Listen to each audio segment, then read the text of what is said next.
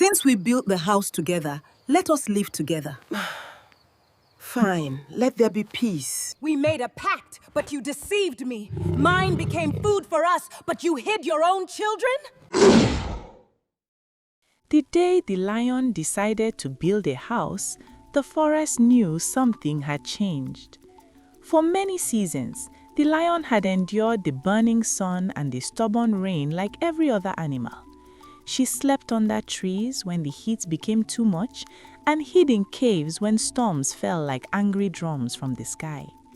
But that morning, as rain soaked her mane and the sun later scorched her back in the same breath, her patience ended. "This life is not good," she said to herself.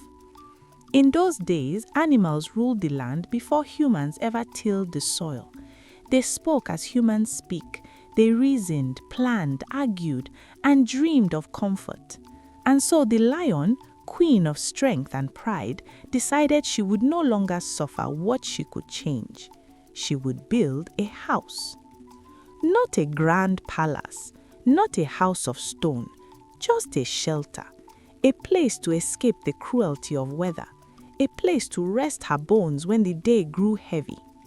The lion walked deep into the forest until she found a quiet corner where tall grasses grew wild and trees leaned close together like gossiping elders. She liked the place.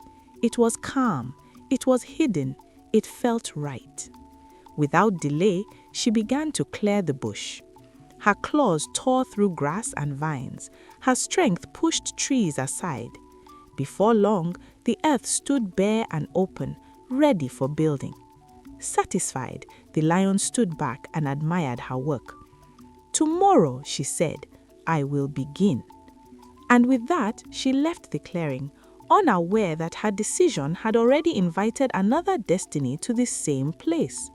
For as the elders say, when one eye sees only itself, it forgets the other eyes watching the same path. The forest was quiet again, but only for a while. Not long after the lion left the forest, the sheep wandered through the same path. She was gentle in movement and soft in speech, but her mind was always busy. Like every other animal, she was tired of the sun that burned the skin and the rain that soaked the bones. She too had decided it was time to build a house of her own. As she walked, her eyes fell upon a wide open space in the forest. The bushes were gone. The grasses lay flat. The earth stood bare and ready. The sheep stopped in surprise. She looked left. She looked right. There were no footprints she could recognize. No animal stood nearby. The place was quiet, as though it had been waiting. A smile spread across her face. "Ah," she said softly, "my chi has gone ahead of me." In the ways of old, when good fortune came without effort, animals believed it was the hand of God at work. And so the sheep did not question what she saw. She did not wonder who cleared the land. Gratitude filled her heart instead of doubt. "My chi has cleared a place for me," she said with joy. "All that remains is for me to build." She wasted no time. The sheep gathered clay from the earth and mixed it with water from a nearby stream. Patiently, she molded blocks, lining them in the sun until they hardened. One by one, she stacked them carefully, raising walls where only bush had stood before. By the time the sun leaned low and the forest shadows grew long, the walls of a house stood firm. Tired but pleased, the sheep stepped back to admire her work. "This is good," she said. "Tomorrow I will continue." With a thankful heart and no suspicion in her mind, she left the clearing, convinced that her chi was walking ahead of her. But the forest knows what the heart refuses to ask, because not every open path is opened by heaven. Early the next morning, the lion returned to the clearing. She came with steady steps, already planning how she would begin building her house. But the moment her eyes fell on the land, she froze. Walls stood where there had been none. Strong mud walls rose from the earth, firm and well arranged. The open space she had cleared with her own claws now looked like the beginning of a home. The lion circled the place slowly, her brow furrowed. No animal was in sight. The forest stood silent, as if it held its breath. Then the lion lifted her head and laughed. "Ah," she exclaimed, "my chi is truly powerful." She believed in her pride and certainty that the god had rewarded her effort. After all, she had cleared the land. Was it not right that chi would complete what she had begun? "My chi has raised the walls for me," she said. "What remains now is the roof." Without delay, the lion went into the bush. She plucked palm fronds and tore bark from trees, twisting them into strong ropes with ease. Her strength made the work light. Before the sun climbed too high, she had begun roofing the house. She worked until the house wore a crown of palm leaves. When she was done, she stepped back pleased. "This is good," she said. "Tomorrow I will continue." And so, like the sheep before her, the lion left the house unfinished, her heart full of gratitude for a help that did not exist. And the forest again watched in silence. That same evening, as the sun dipped low and painted the sky red, the sheep returned to the clearing. She came with light steps and a peaceful heart, already thinking of how she would roof her house. But when she arrived, she stopped suddenly. The walls were no longer naked. A roof of fresh palm fronds sat neatly on top of the house, strong and well laid. The work was clean, careful, and complete. The sheep's eyes widened. She lifted her face toward the sky and sighed with joy. "Oh, my chi," she said softly, "you have done great things for me." In her mind, there was no room for doubt. She believed with all her heart that her God had gone ahead of her again, finishing the work she could not complete the other day. Her gratitude swelled. "I must thank my chi properly," she said. "A blessing like this deserves appreciation. With a sacrifice, I'll show my gratitude." With renewed energy, the sheep gathered small pebbles and smooth scales from the forest floor. Carefully, she layered the inside of the house, pressing them into the earth to make the floor firm and beautiful. She walked slowly, ensuring every corner was neat. By the time she finished, night had already spread its dark cloth across the forest. The moon watched quietly as the sheep stepped back to admire her work. "This house is almost complete," she said. "Tomorrow I will move in." Tired but satisfied, she left the house once more, unaware that her gratitude rested on a misunderstanding. Morning came again, fresh and calm. The lion returned to the clearing with confidence in her steps. She expected little work to remain. But when she entered the house, her eyes caught something new. The floor was no longer bare earth. Smooth pebbles and shining scales covered the ground, arranged with care and patience. The house felt finished beneath her paws. The lion stood still for a moment. Then she smiled. "My chi truly walks before me," she said. "What a blessing." In her heart, there was no doubt. She believed the work was proof of divine favor. To her, the house now lacked only beauty.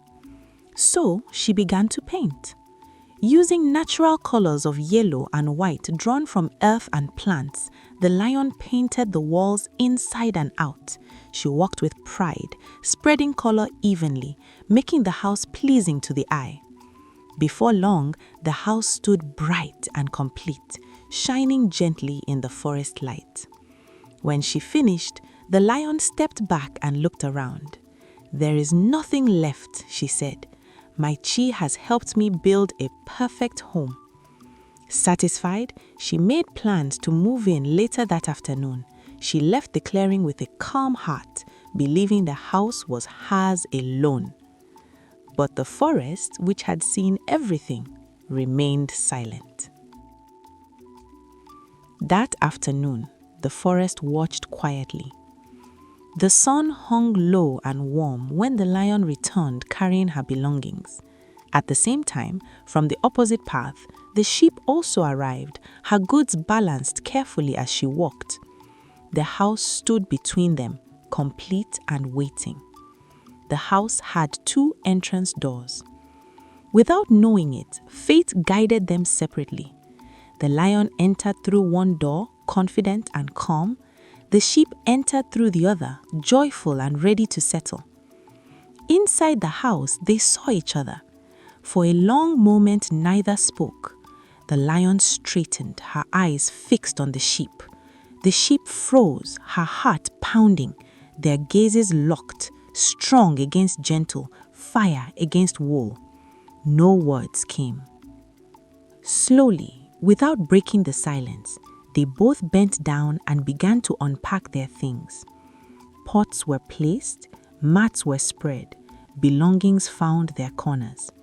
The house filled with quiet movement but heavy tension. The silence spoke louder than words. When the sheep could no longer bear the weight in her chest, she lifted her head and spoke. "Lion," she said carefully, "why have you entered my house without telling me?" The lion turned slowly, surprise flashing across her face. "Your house? This house is mine. I cleared this land with my own strength." The sheep shook her head. "I came and found the land already cleared. My chi had done it for me. I molded the blocks and raised these walls." The lion snorted. "When I returned, the walls were standing. My chi had raised those walls for me. I roofed the house myself. And when I returned, the roof was already there. I laid the floor with my own hands." The lion frowned. "Then I painted the house inside and out." They spoke over each other, each listing what they had done, each praising their chi, each claiming ownership. Their voices rose and fell like drums in argument. At last, they stopped. The truth stood before them, clear and simple. No chi had built the house. They both had worked on it, each unknowingly completing what the other began. The sheep sighed. "So, it is like this," she said. "We both built this house." The lion folded her arms and nodded slowly. "Yes," she said. "It appears we both did." For a long moment after the truth was known, both animals remained quiet. Then the sheep spoke gently. "Lion, this house is big. It can contain us both." The lion looked around. The rooms were wide.